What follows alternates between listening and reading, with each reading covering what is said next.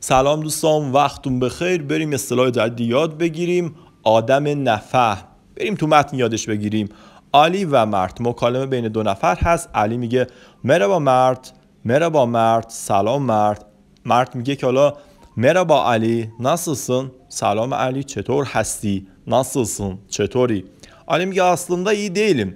aslında در حقیقت، در واقع، iyi به معنای خوب، değilim نیستم. çünkü به خاطر اینکه patronum، رئیسم، beni hiç anlamıyor. beni، من را، hiç یعنی اصلا، anlamıyor، درک نمیکنه. مرد هم در ادامه میگه neden؟ neden؟ برای چی؟ به خاطر چی؟ neden به معنی برای چی، به خاطر چی.